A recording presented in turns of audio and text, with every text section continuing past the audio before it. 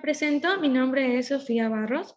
El tema de anteproyecto que voy a presentar es la identificación molecular mediante la técnica ADN barcode en macroinvertebrados bentónicos de la Reserva Narupa, Ecuador. Bueno, una breve introducción a los macroinvertebrados bentónicos. Bueno, estos macroinvertebrados bentónicos son aquellos invertebrados con un tamaño menor a 500 micrómetros. Dentro de este grupo se incluyen a las planarias, esponjas, oligoquetos y crustáceos.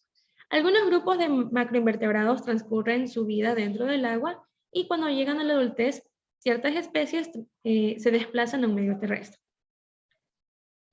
Los macroinvertebrados se denominan bioindicadores de la calidad del agua, dado a su abundancia y predominancia en los ecosistemas de agua dulce. Aún así, no todos pueden ser calificados como bioindicadores por las diferencias entre las adaptaciones evolutivas y los umbrales de tolerancia.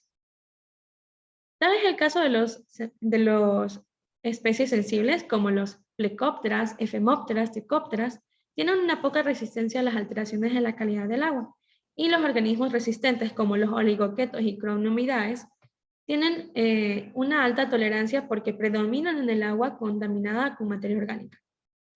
En el año 2006, en la provincia del Napo, entre las comunidades de Narupa y la Merced de Hondachi, se creó la Reserva Narupa, con la finalidad de proteger el vasto bosque remanente siempre verde montano bajo, de la deforestación y los intereses agrícolas. Sin embargo, esta reserva solamente se ha explorado lo que son las aves migratorias y los grandes mamíferos. Se desconoce totalmente la fauna en los ecosistemas acuáticos, lo que limita a su vez la evaluación de la salud ambiental de los sistemas acuáticos pertenecientes a la reserva. Por ello se propone realizar un relevamiento de especies autóctonas de fauna centrándose en macroinvertebrados bentónicos. Una alternativa es la identificación morfológica, aunque esta suele verse un poco limitada a sí misma, porque solo se llega a una identificación de familia. Las técnicas de identificación molecular como el DNA barcode auxilian a estas identificaciones morfológicas. La base de esta técnica de identificación es la secuenciación de regiones cortas del genoma altamente variables, con un denso número de copias por célula. El código de barras que se utiliza para este es el citocromo oxidasa I. La amplificación del gen COI permite tener un amplio rango de filos. Bueno, la pregunta de investigación para mi proyecto sería: ¿se puede comprobar que el método DNA barcode es más preciso que el morfológico para la identificación de macroinvertebrados bentónicos? Como justificación, tenemos se pueden reducir costos al utilizar un método de DNA barcode característico por su alto grado de precisión, optimizando así la clasificación de los bioindicadores, los macroinvertebrados. La hipótesis sería la identificación y clasificación de las especies autóctonas de la fauna permitirá precisar la calidad de los cuerpos acuáticos de la reserva. En caso de no encontrarse un ecosistema saludable, se pueden someter a tratamientos tempranos para poder mitigar. Dentro del objetivo general está evaluar la calidad de los cuerpos hídricos de la Reserva Narupa, identificando los macroinvertebrados bentónicos, mediante la técnica DNA barcode.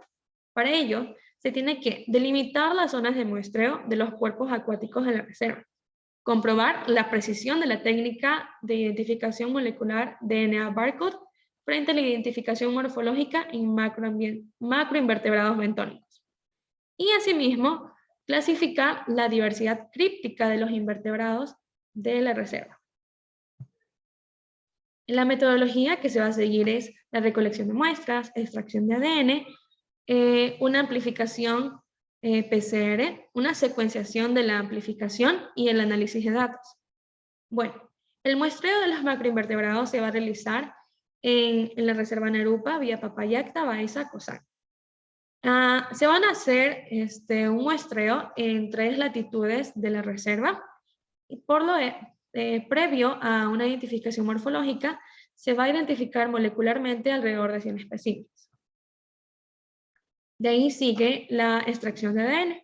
Se va a emplear un kit de extracción DNA siguiendo el protocolo. Este pellet resultante se resuspenderá en 35 microlitros de buffer T. Previo a la extracción de ADN, se va a realizar una amplificación PCR con el Robust Hot Start Ready Mix y con el amplicón del citocromo oxidasa subunidad 1.